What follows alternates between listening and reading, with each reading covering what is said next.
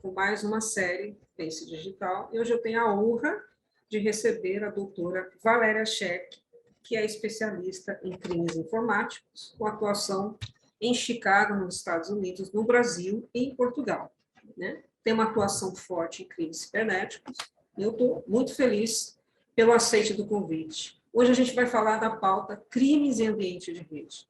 Valéria, muito bem-vinda e obrigada pelo aceite. Muito obrigada, Karina. É uma grande honra estar aqui com vocês. Obrigada pelo convite. Valéria,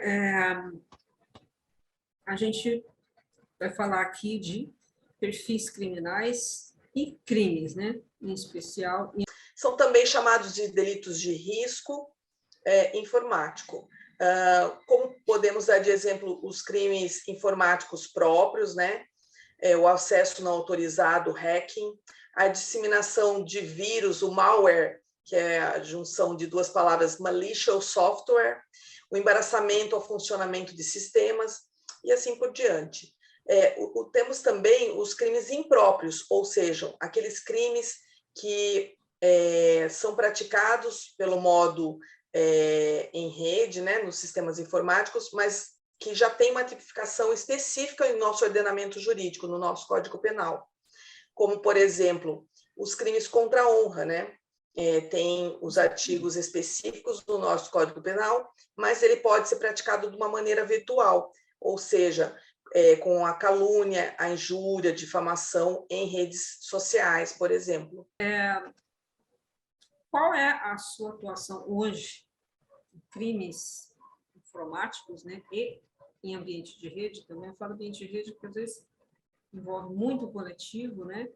E no tocante à materialidade que você trabalha desses crimes.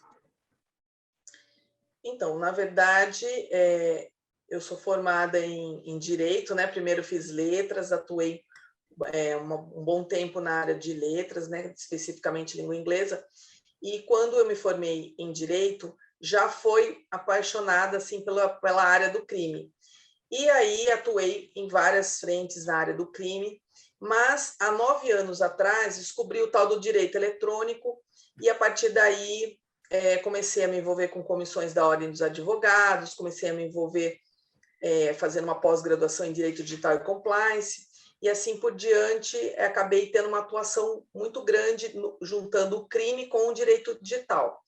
E ocorre que com o advento da pandemia, muitos criminosos acabaram migrando pela facilidade e para a alta exposição nossa devido à pandemia, eles acabaram migrando para esse mundo virtual, o que fez com que o meu trabalho, que era somente,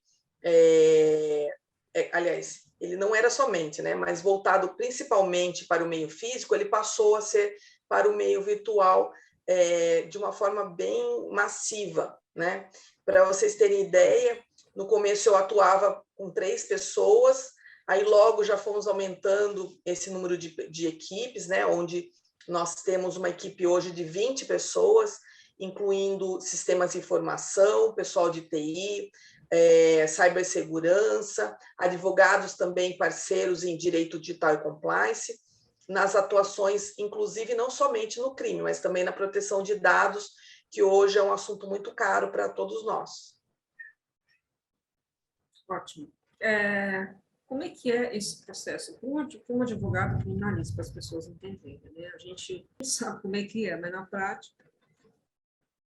Então, na verdade, funciona assim, né? Por exemplo, você falou do cyberbullying, né? Por exemplo, como é que você trabalha, né? Como é que é trazido para você a materialidade, por exemplo, que é comum? Cyberbullying, né? Cyberstalking. Como é que a pessoa traz para você trabalhar? Como é que a pessoa, no caso a vítima, chega para você com essa materialidade? Ou a maioria das vezes é trazido pela vou falar, autoridade, ambiente policial, né? Não sei se eu falo assim.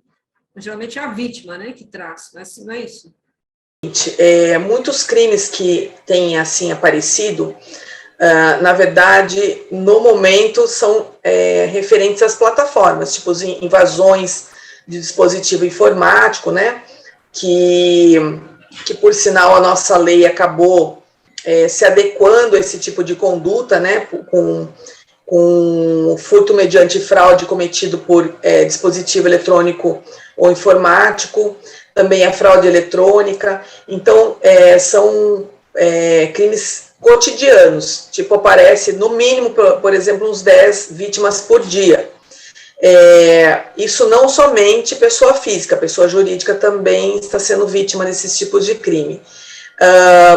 Também crimes contra a honra tem aumentado bastante, e agora por conta das eleições também as fake news vão aumentar bastante e acresce muito os tipos dessa conduta no meio virtual, ou seja, a calúnia, a injúria, a difamação, os discursos de ódio, né, envolvendo pessoas assim que tem os haters, né, que a gente chama, que acabam cometendo esses delitos. Também a perseguição, né, nós temos assim casos de vítimas que estão sofrendo o crime de perseguição, né, que também é um crime que é recente no nosso ordenamento jurídico, 147A, que é o conhecido como stalking, né, e também, infelizmente, nós temos dois crimes que também têm aparecido bastante, que é a divulgação de cenas de estupro, de cena de vulnerável, que envolve também muita pornografia, né? Registro não autorizado da intimidade sexual, muitos perfis falsos também que acabam se utilizando para condutas criminosas, né? Porque até ter o perfil falso não pratica nada, não está praticando nenhum delito, mas muitos são feitos exclusivamente para cometer o delito. Também nós temos muito problema com discriminação, o preconceito, né, ou discriminação, são os que mais têm aparecido no dia a dia. Por conta da pandemia, também aumentou muito a parte do cyberbullying, né, que tem sido uma prática também entre os jovens, né, tem aumentado bastante, inclusive há uma preocupação muito grande, porque muitos acabam não tendo um suporte psicológico suficiente e acabam querendo parar com esse sofrimento, tentando tirar a própria vida. Em alguns casos, infelizmente, as pessoas que a gente tem conhecimento, inclusive pela mídia, que acabam conseguindo tirar a própria vida.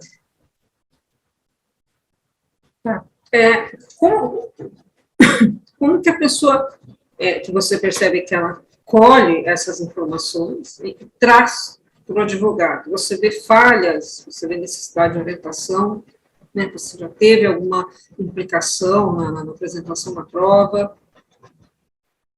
Veja bem, Karina, o que nós temos observado nessa parte das provas, né? Nós não atendemos hoje, nossa equipe não atende somente as vítimas, nós atendemos também os advogados das vítimas. Por quê? O direito digital, ele vai estar linkado sempre com a tecnologia. Então, um advogado, né, eu, por exemplo, não tenho condições de descobrir, de analisar, fazer uma perícia, né, numa prova. Então, nós temos a nossa equipe peritos computacionais forenses, pessoas com expertises em cada área para poder analisar uma prova.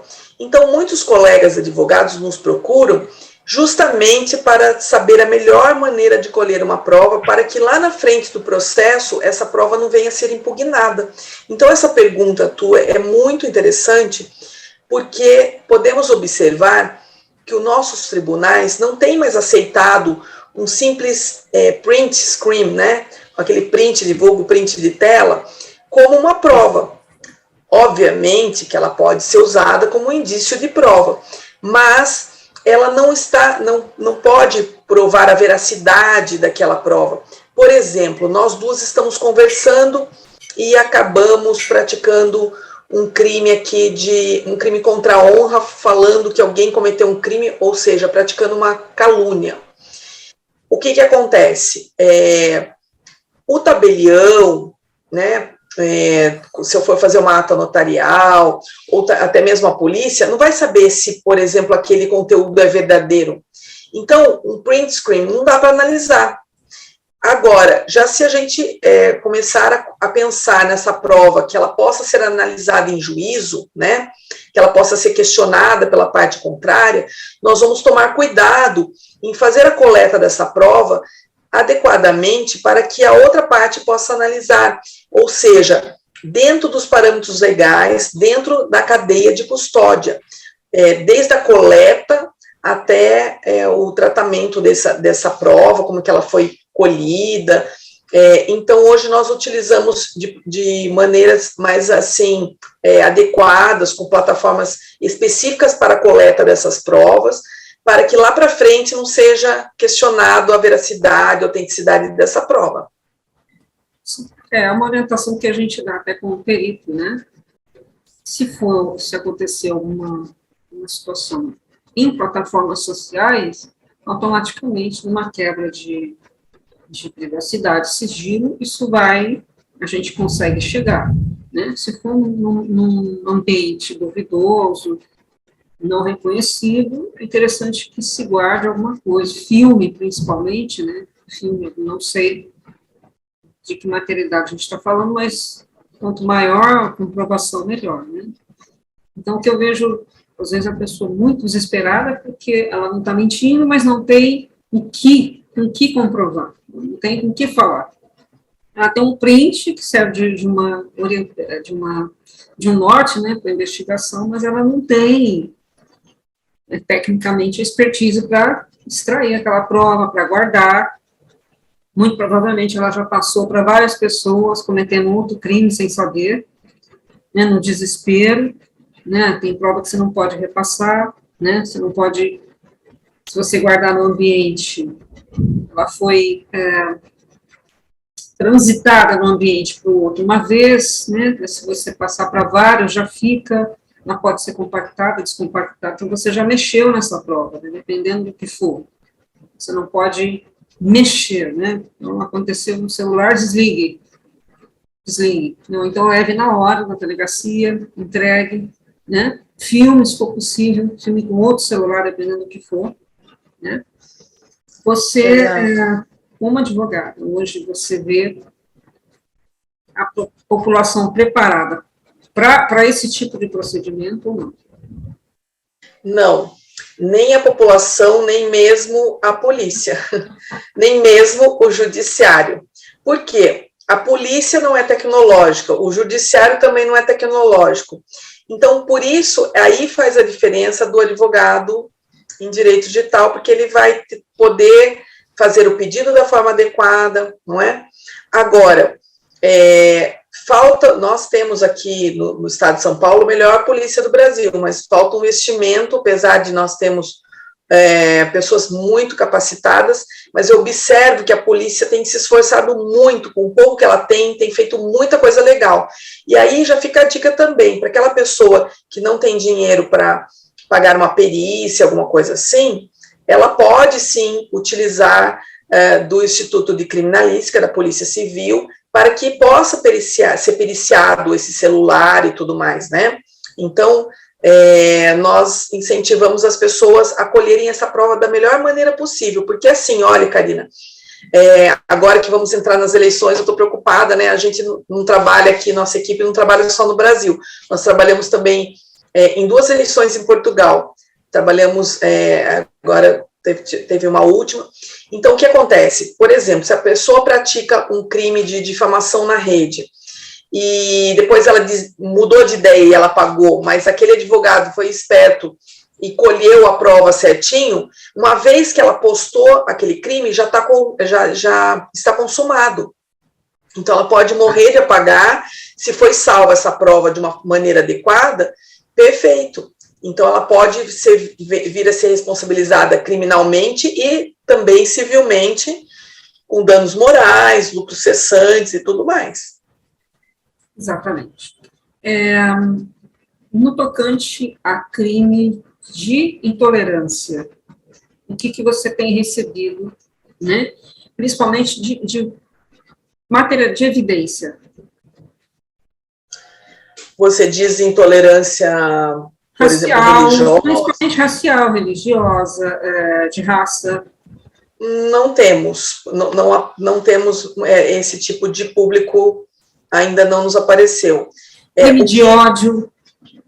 O que nós temos muito problema, aqui até fica a dica para o seu público, são problemas com sites de relacionamento, aplicativos de relacionamento.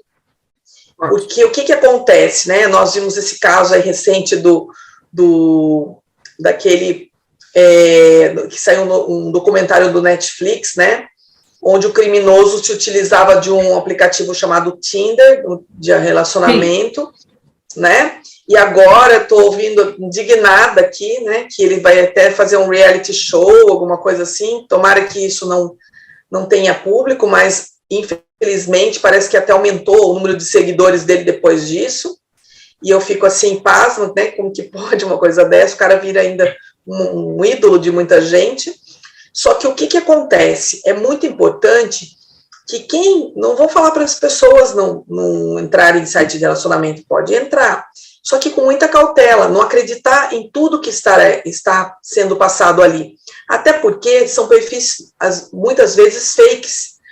E às vezes são pessoas até verdadeiras que estão mostrando o rosto, só que o que a polícia tem noticiado, que aumentou muito o problema de roubo, não é nem furto, é roubo por intermédio desses aplicativos, onde mulheres e homens, principalmente homens, estão sendo utilizados como vítimas. Eles marcam o encontro e essa pessoa é roubada, ou seja, há violência, há grave ameaça. Então, as pessoas são obrigadas a fazer PIX altíssimos, aí eu digo altíssimo que tem um limite, né? Sim. Mas, às vezes, a pessoa tem mais de um banco e aí eles fazem, inclusive, empréstimos, pegam os dados dessas pessoas, têm feito contas em bancos digitais, então, tá complicado. Então, eu peço que as pessoas sempre tomem um cuidado, investiguem, porque mesmo você conhecendo a pessoa real, há necessidade de você saber quem é aquela pessoa, né? Como que a vida dela e tudo mais. Piorou você conhecer uma pessoa por aplicativo, não é verdade? É interessante você fazer essa colocação, né? Ainda na pauta, né? Porque eu acho que é o golpista do Tinder, é uma coisa assim. A gente tem ali o estelionato do amor, a gente tem o uso da interface, né? Do acesso para praticar sequestro, extorsão, roubo, né? Até estupro, assassinato, né? Pegar a pessoa numa situação vulnerável. O objetivo é marcar encontro e aproximar. Se isso acontece, a pessoa está vulnerável.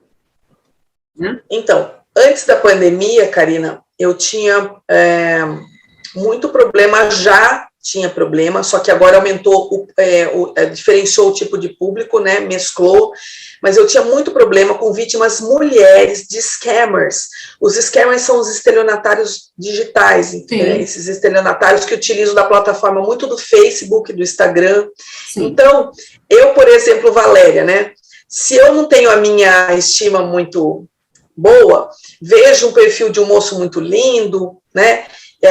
Geralmente eles colocam nomes duplos, Paul Mark, Steve James, qualquer coisa assim, colocam fotos mostrando um nível social diferenciado, com lanchas, relógios caríssimos, sempre tem uma criança ali no meio envolvida, isso. Né? Ou às vezes são militares e também mulheres, também já tive senhores que caíram nessa de mulheres, e aí eu quero explicar que são facções criminosas nigerianas, ou seja, eles começam com um sistema de facção mesmo, começam com garotos de 10, 11 anos mandando phishing, e aí a vítima fala assim, eu ser viúva, e a pessoa fala, nossa, não fala bem o português e tal, e começa aquela conversa, e as minhas vítimas, para você ter ideia, a mais velha, né, de idade aí, tem 71 anos, então, eles acabam ganhando a confiança, não é um estelionato que eles vão ter o objeto dele assim de curto prazo, né, diferente dos aplicativos de relacionamento, que é curto prazo, esse não. Eles vão ganhando a confiança da pessoa por ano ou anos. Essa vítima de 71, ela estava tendo um relacionamento há quase 3 anos com um scammer. Então, só fazendo uma colocação, esses estelionatários, né, não muda, né, a configuração e também o perfil, né. Às vezes é uma pessoa até que age de uma forma natural, mas ele tem um psicopata que quer ter o ganho sexual ou financeiro, mas ele age da melhor forma possível durante anos, até se infiltrando dentro da família das pessoas. Então, não é só a internet, né, pelo que a gente estuda e vê. Então, ele é a melhor pessoa do mundo, mas com A, B, C, D pessoas, ele vai ter aquele ganho que ele quer, persuadindo, né, sendo ardiloso e tal, e depois que ele tiver aquele ganho, para ele, aquele ganho, aquela pessoa não serve mais, né? E tem muito perfil de narcisista nessa existência de estelionato mesmo, nem é quadrilha, tem muita quadrilha, né? Uhum. E tem alguns perfis também dentro do LinkedIn, porque vai atrás de homens e mulheres, entre aspas, bem-sucedidos, então ele entra ali com uma pessoa, entre aspas, também sucedida, interessada em negócios, em mundo corporativo, e a conversa vem, aí você vê ele já entra dentro da rede de 10, 15 pessoas que você conhece, né? Isso já aconteceu comigo, entre aspas, teve uma tentativa, mas eu sei ler bem. Há muito assédio, né, no LinkedIn. Não, não é assédio, a tentativa de eu olhei para esse perfil, falei, é muito esquisito, vários aconteceu, eu falei, essa pessoa? Então no meu perfil, falei, pensei, daí, então no seu perfil, não vai entrar no meu, já bloqueei, não, teve outro que tinha 100 pessoas como a minha, não entrou. Tinha uma coisa que eu não consegui ler, mas não bateu. Então é assim que eles se infiltram também, para deixar claro aqui. Porque ninguém bate na porta e fala, eu sou um estelionatário. Ele vai agir de acordo com uma pessoa comum, mas vai chegar um ponto que ele vai fazer o pedido, né? E vai te induzir a fazer coisas. Começou com isso, pode bloquear, da vida, que seja. Então, voltando a falar desses esquemas nigerianos, então começam mandando phishing, aí quando eles fisgam a vítima começa a dar uma bola, começa a conversar, desenvolver um diálogo, já é uma outra pessoa escalonada que vai conversar com essa vítima. Quando o assunto começa a ficar mais profundo, é uma outra pessoa, então a vítima não conversa sempre com a mesma pessoa. Aí quando a vítima, eles já fazem...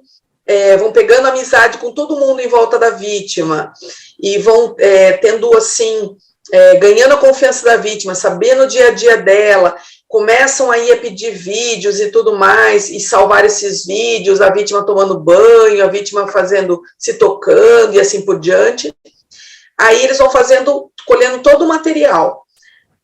Curiosamente, nunca eles conversam com a vítima, sempre está enfumaçado, alguma coisa assim, não é possível eles conversarem, sempre tem uma desculpa, tem uns que falam assim, eu estava ali na guerra, já voltei, né? Agora, infelizmente, a guerra está uma coisa real, mas nem era época de guerra, e a vítima ali acredita.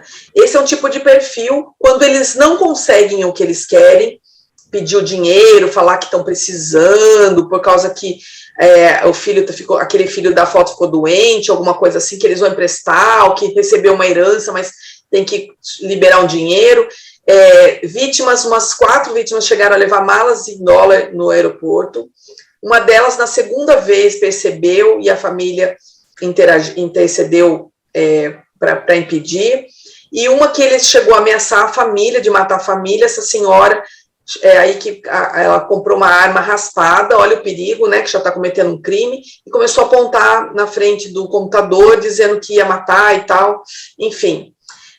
Para isso, a polícia está operando, eles estão estudando, inclusive teve, tempos atrás, uma operação chamada Dom Juan, né, e aí teve uma operação, tem sempre operações nesse sentido, e esse dinheiro vai para droga, para financiar droga e armamento. Ah, tá. né? Já Então, fica tem uma intenção por detrás dessa arrecadação, não é pessoal. sim, são profissionais do crime, inclusive eles estão na Nigéria, mas eles já têm gente no Brasil também. Então, é uma facção muito terrível. Bom, enfim, eles já estão pegando agora também nessa parte de criptomoedas. Eu tive um amigo que eu tentei alertar aí de Malta, não acreditou, mas agora ele acreditou. Enfim, infelizmente, muitos acreditam depois que acontece. O que eu acho também gravíssimo são também os catfish. O que é catfish? Catfish, que vem do inglês, é um peixe chamado bagre, ou seja, ele pode vir a se tornar mortal. Tem um programinha para quem quiser assistir, tem uma versão americana, tem a versão brasileira, onde pessoas, por exemplo, eu me encanto com a Karina, faço um perfil fake e começo a conversar, a Karina se encanta comigo achando que eu sou um homem, e vou mandando fotos, a gente vai conversando, isso acaba iludindo a pessoa por anos. Às vezes tem um intuito financeiro, mas nem sempre tem. Às vezes é aquele narcisismo que a Karina falou anteriormente. Ela se satisfaz em seduzir e tudo mais. E há casos assim, que a pessoa engana a outra por anos, chega a mandar presentes e tudo mais. E esse programa, Catfish, que também veio em decorrência desse tipo de estelionato, né, que é o catfishing, né, ele também tem a versão brasileira, eles fazem uma investigação, né, ou seja, vão tentando descobrir quem é a pessoa, e é bem interessante. E também há esses que são pessoas pontuais que nós falamos, que acabam encontrando nas plataformas do Instagram, nas plataformas do Facebook, e acabam querendo marcar um encontro real, né, e acabam praticando estelionato, pegando senhas e fazendo milhões de coisas com a vítima, inclusive o Boa Noite Cinderela, que é um caso do empresário que a gente atendeu. Ele pegou uma moça muito jovem, muito bonita e real, só que ela fez um estrago na vida pessoal e jurídica da empresa dele também, pegando as senhas e tudo mais. Deu um baita de um baile esse daí, mas deu tudo certo. E aí, uma coisa que é interessante no nosso trabalho, nós assumimos, quando nos procuram, o problema passa a ser nosso, principalmente com essas vítimas de catfishing, porque a família são os primeiros a recriminar essa pessoa, e muitos querem até tirar a vida por conta disso. E não pensem que esses scammers, eles procuram as vítimas somente com o intuito de falar de amor. Eu tive uma vítima que ela tinha tirado as mamas, e um catfish se fazendo passar por médico. Esse scammer prometeu que se ela tirasse foto dos seios e tudo mais, que ele ia vir a fazer a reconstrução da mama dela. E ela, muito com vergonha, já era uma senhora, tirou as fotos, mas daí ele começou a chantagem, e quando ela já queria tirar a vida, e algumas pessoas nos trouxeram ela, e aí nós falamos, agora o problema é nosso. Nossos peritos passam a assumir as redes dessas vítimas, e essa vítima sai de cena para que ela possa se cuidar e também ficar sem aquela fobia, né, sendo cyberstalkeado por esse criminoso. E aí nós atuamos e acabamos fazendo um trabalho de tudo isso para que a vítima possa levar na justiça e também para que ela possa ficar livre desse criminoso. Interessante. As pessoas, eu sempre falo, né, tem que entender que esse golpe, ele fica mais materializado na internet. Mas isso acontece desde que o ser humano é ser humano, né? Às vezes está acontecendo até de uma forma intrafamiliar, né, no ambiente escolar, no ambiente sociedade em geral, né? A pessoa está sendo sugada e não sabe.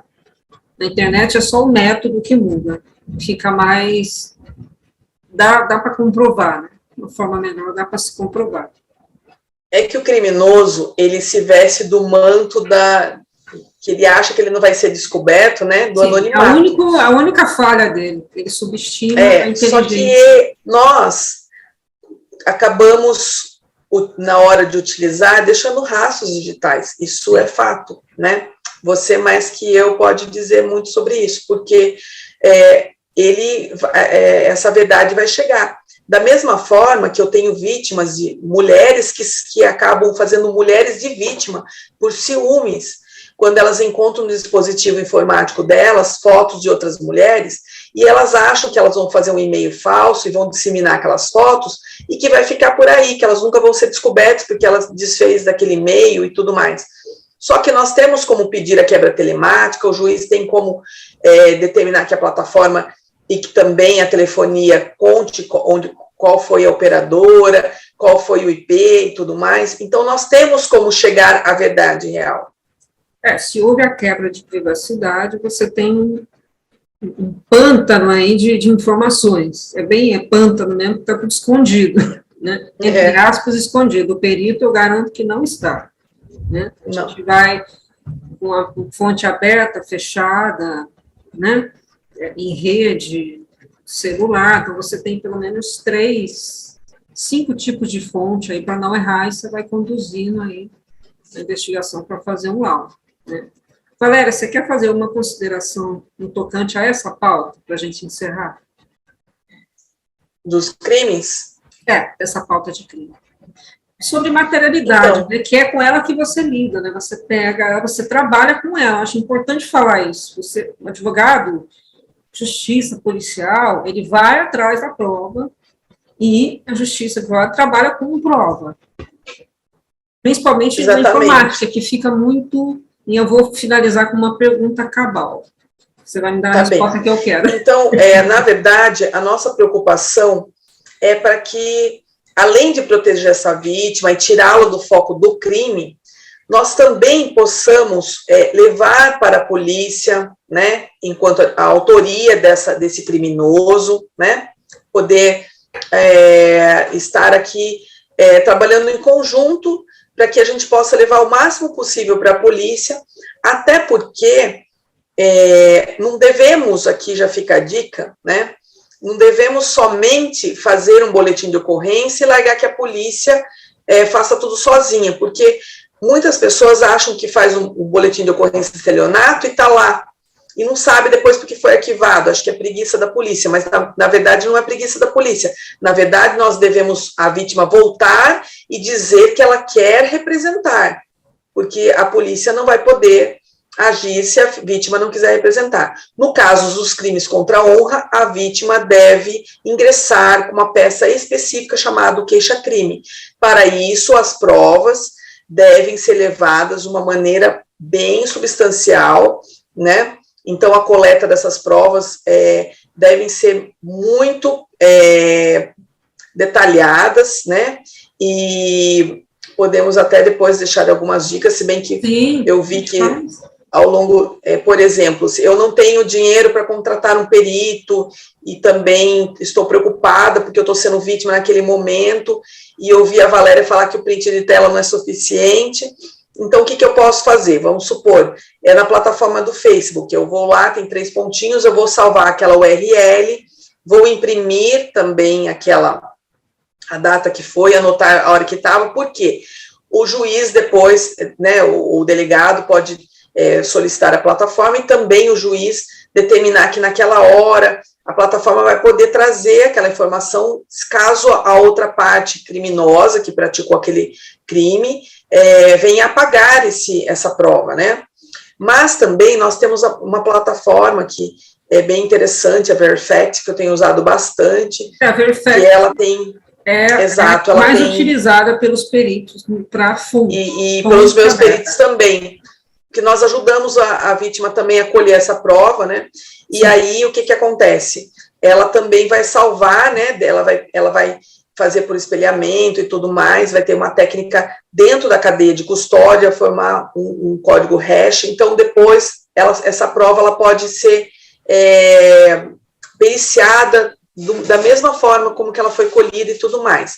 É uma maneira também que não vai deixar a pessoa financeiramente debilitada aí, né? Sim. E também, se a pessoa falar, não, eu sou tradicional, quero uma ata notarial, hoje nós também, hoje nós temos também a ata notarial digital, né? Que ela é por blockchain. Né? Tem. Então, mas a ata notarial é no cartório. E o cartório, ele também tem uma forma de fazer ata notarial digital, que é por blockchain, ou seja, ele é congelar, eu não sei especificar a técnica com precisão, mas aquela parte da prova, ela é salva, né? Então, mas não dá para ver a anterioridade, se foi apagado antes ou depois, também não há como, mas pelo menos é uma forma também que a justiça está aceitando, né, como uma prova, e dependendo do que for, ela é bem legal também de ser utilizada, mas é uma prova mais cara, né? Eu ia encerrar exatamente. E não tão eficaz quanto a Verifact. Existem algumas plataformas que têm a ata notarial, vem junto, inclusive, no pacote, a ata notarial, né? Eu queria entender qual a sua opinião com os recursos tecnológicos, né, até o ponto que você conhece. Os recursos tecnológicos de documentação e extração de prova no tocante a registro, origem, indexação de prova, tem necessidade de uma fé pública, de uma ata notarial? Existe necessidade? Então, depende, porque a ata notarial, por exemplo, para eu comprovar algum documento, algum fato que eu conversei, algum contrato, alguma coisa que precise ser especificado, é importante ter uma fé pública daquele documento, né? Já no caso, por exemplo, das provas digitais, eu já prefiro onde ela pode ser analisada dentro da cadeia de custódia. Acho isso muito importante. Porque você fala assim, não, mas essa foto não é real, olha, ela filmou, agora você disse sobre filmagem, ontem mesmo. Ela consegue ver, tá? Se a foto teve se o material em vídeo e áudio, ou imagem, que a gente fala é vídeo e imagem, se ela teve alteração. Não dá para saber o que tem antes, mas se aquilo tem integridade, a gente consegue entregar. Exato, até, por exemplo, aquele aplicativo, né, o Chat Fake Conversation, que eu posso colocar a nossa foto, simular que é o WhatsApp, e nem é, mas um perito sabe, pelo distanciamento dos caracteres, eles têm todo um trabalho específico sobre isso, porque eles são peritos computacionais forenses, né? Existe, então, existe algumas métricas, alguns posicionamentos matemáticos que são aceitáveis em juízo, né, para descobrir placa, para fazer esperagem de placa, imagem, vídeo, né, tem coisas que realmente não dá para você ver. Então, pela matemática, sugere-se que é aquele objeto. Então, existe um parâmetro de análise matemática que alguns softwares reconhecidos de empresas idôneas, né, que tem um método reconhecido, deve ser usado para isso. Fora isso, eu não recomendo. Então, dependendo do caso, por exemplo, né, no caso, assim, que a gente tem que, já pensando também na cadeia de custódia, nós utilizamos também um software, mas não são todos os meus peritos que têm, somente um deles tem, que é o Cellebrite, que é um software israelense muito caro, mas ele tem também todo esse cuidado, tem todo esse cuidado dentro da cadeia de custódia. Então, ele também é aceito pela nossa justiça, né, pelos nossos tribunais têm aceitado. Então, é muito importante que utilizemos de tecnologia avançada, né, e que ela não macule a prova. É muito importante isso, né. Cadeia de custódia, integridade, principalmente em celular, que é bem delicado. Valéria, eu agradeço. O IC também é uma boa dica para quem quer que seja uma perícia bem elaborada, que a polícia, mas também é aquela história, né? Tem gente que não vai querer deixar o celular na polícia por muito tempo, porque até a polícia tem poucos peritos, vai entrar dentro do, né? Então, nem sempre é uma boa ideia. Volatilidade da prova, né? Valéria, eu agradeço por nos receber aí para essa pauta, né? Fica convidada sempre, né? E a gente encerra por aqui. Bom, agora vamos para a próxima. Peraí, desculpa, pode encerrar. Desculpa, Maria. Você disse que tinha uma pergunta final. Era sobre ata notarial. Tá bom. Bateu de frente. Então, muito obrigada. Espero que as pessoas tenham, assim, uma educação digital, né? E que sempre se procurem, na dúvida, sempre duvide, porque se você estiver duvidando de alguma coisa, você tem menos chance de ser uma vítima. Então, eu acredito que a cibercidadania, a educação digital, é o caminho para que possamos não nos tornarmos vítimas no futuro. É isso aí, Valéria. Obrigada. Peraí. Bom, Valéria, agradeço muito a presença, o seu tempo, que eu sei que é precioso, né? Você mora onde hoje? Hoje, na verdade, eu estou aqui no interior de São Paulo. Interior de São Paulo. Então, o interior de São Paulo está bem acolhido aí, com a sua quesitação criminal, com o seu conhecimento criminal, né? Congratulo aí pela sua entrega, né? Jurídica, né? Como advogada, aqui fora do país, sua representatividade como mulher, tá bom? E fica o convite para a segunda e terceira temporada e também para o evento, Take Digital Lives. Obrigada, olha, Karina, Valéria. foi um prazer imenso, viu? Gostei muito de abordar esses assuntos. Se deixar, a gente faz, assim, 20 temporadas, porque haja assunto, né? Haja assunto. E não tem outro assunto a não ser essa parte de realmente informática, né?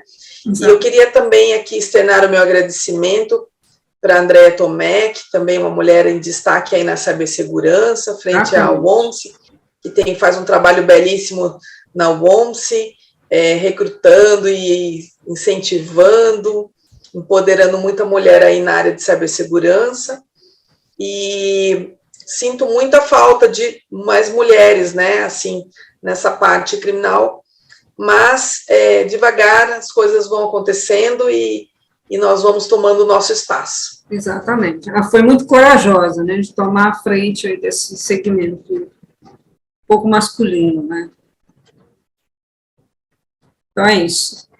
Valéria, muito obrigada. A gente encerra por aqui.